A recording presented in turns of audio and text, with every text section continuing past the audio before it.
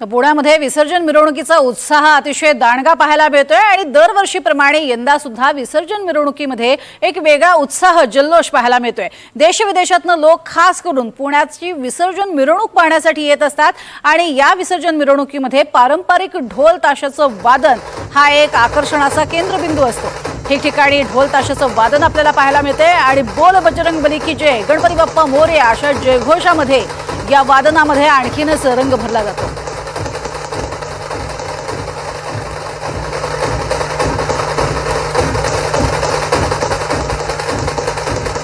हे दृश्य आपण बघतोय पुण्यामध्ये पारंपरिक पद्धतीने होणारं ढोल वादन आणि त्याचा आसमंत दुमदुमून टाकणारा असा हा निनाद हा अक्षरशः भारावून टाकतो।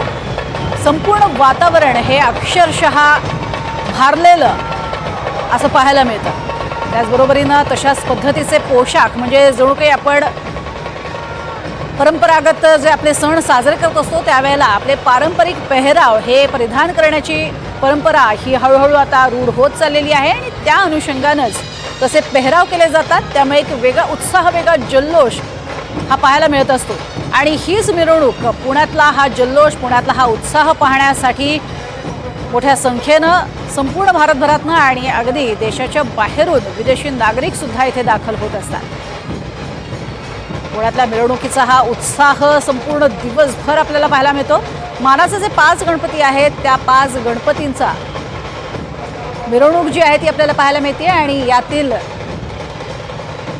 तिसरा मानाचा गणपती आपल्याला पाहायला मिळतोय। ज्या मानाच्या गणपतीचं विसर्जन जे आहे ते केलं जाणार आहे आणि मार्गस्थ होत असतानाची ही थेट दृश्य आहेत।